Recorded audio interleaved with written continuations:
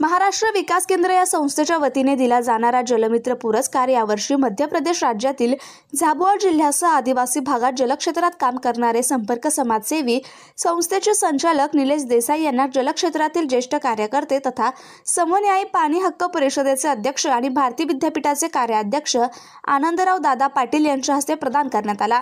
त्यावेळी ते बोलत होते। जलमित्र पुरस्कार सोहळ्याचे हे 12वे वर्ष असल्याने संस्थेच्या सातत्यपूर्ण कामाबद्दल देखील गायकवाड यांनी गौरवोद्गार काढले। सन्मानार्थी निलेश देसाई यांनी बोलताना सांगितले की पाणी क्षेत्रात महाराष्ट्र राज्यात झालेल्या कामाची राष्ट्रीय पातळीवर दखल घेण्यात आली। ग्रामीण विकास आणि विकास कामांच्या योजना या तेव्हाच यशस्वी होतील जेव्हा लोकसहभाग मोठ्या प्रमाणावर वाढेल। देशभर पाणी विषयक वेगवेगळ्या स्वरूपाचे प्रश्न निर्माण होत असताना त्यावर शासन स्तरावर तसेच विविध सामाजिक संस्था उपाय शोधून ते अंमलात आणण्याचा प्रयत्न करतात।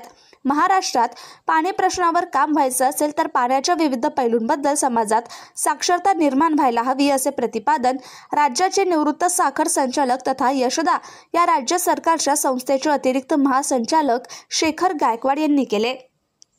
जल साक्षरतेसाठी प्रचंड काम करायची गरज आहे, कारण पाण्याचे अनेक पैलू आहेत जे सामान्य माणसापर्यंत पोहोचत नाही। पाण्याचा वापर आहे, पाण्याचं प्रदूषण आहे, पाण्याचा समन्यायी वाटप आहे, त्याचबरोबर पाण्याचा स्रोत हा सस्टेनेबल शाश्वत कसा राहील असा प्रश्न आहे। कारखानदारीकडून पाण्याचा वापर गैरवापर याबद्दल प्रश्न आहेत। त्यामुळे पाणी जमीन या दोन्ही विषय एवढे महत्त्वाचे आहे की त्याच्या सगळ्या पैलूंबद्दल साक्षरता होण्याची फार गरज आहे असं मला वाटतं। सर, कशा पद्धतीने हे उपाय होऊ शकतो किंवा एक तर फार ग्लॅमरस गोष्टी काही न करता शांतपणे यातले सगळे विचारवंत एकत्र घेऊन एक 50 वर्षाचं धोरण अगोदर आखायला पाहिजे।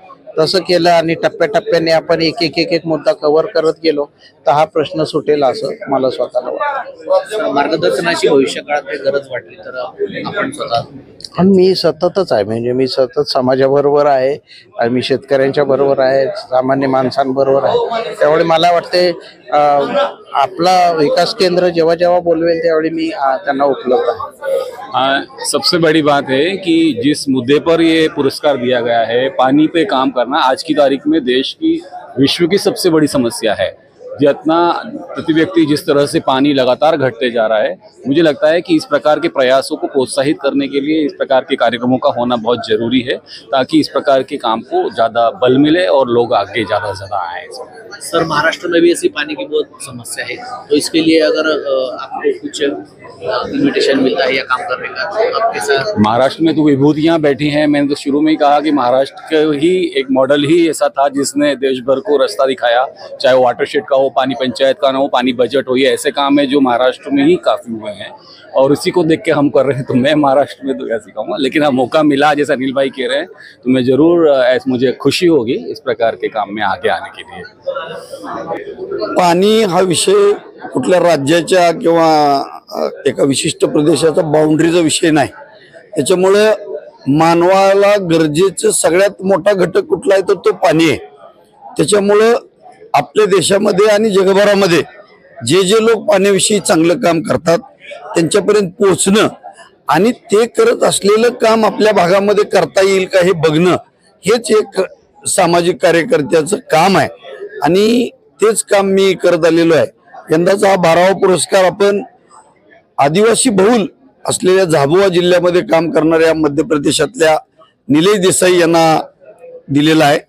त्याच्या पाठीमागची भूमिकाच अशी आहे की आदिवासी क्षेत्रात ज्या ठिकाणी शासनाची योजनाच काही शासन सुद्धा पोहोचलेलं नव्हतं अशा ठिकाणी हा एक उच्च शिक्षित तरुण गांधीजींच्या विचारानं प्रेरित होऊन गेला आणि आदिवासींच्या मध्ये असमानता असणं, त्या ठिकाणी त्यांच्यामध्ये असणारे वादविवाद असणं ते सगळे मिटवून पाण्याचं काम, जलसंधारणाचं काम करून पाण्याच्या माध्यमातून सर्वांगीण विकास साधला आणि जो आदिवासी जिल्हा अत्यंत जलक्षेत्राच्या बाबतीत तुटीचा होता त्या ठिकाणी त्याला जलसंपन्न करण्यासाठी प्रयत्न केले आणि म्हणून हेच काम आपल्या भागात सुद्धा करणं गरजेचं आहे। आपण सगळी चर्चा आपण ऐकली असेल की केवळ पाण्याची उपलब्धताच हा विषय नाही तर उपलब्ध पाण्याचं प्रदूषण सुद्धा हा विषय आहे। महाराष्ट्रामध्ये विशेषतः महाराष्ट्र विकास केंद्र ज्या भीमा नदी खोऱ्यामध्ये जलप्रदूषणाच्या विरोधामध्ये जलजागरणाचं काम गेल्या 22-23 वर्षापासून करते त्या ठिकाणी पाणी असलं तरी पुढच्या काळामध्ये पिता येणार नाही। त्यावेळेला निलेश देसाईंनी जो प्रयोग केला टाका कुवा, म्हणजे पडणारं पावसाचं पाणी छतावरून वाया न जाऊ देता एकत्र टाकीत साठवणं आणि टाकीपेक्षा अधिक पाणी आलं तर ते कुवा म्हणजे विहिरीत सोडणं आणि भूगर्भ वाढवणं, याशिवाय दुसरा पर्याय या पुढच्या काळामध्ये महाराष्ट्राला राहणार नाही हे आम्ही ओळखलं आणि त्यांना विनंती केली आणि त्यांना आजचा पुरस्कार दिला।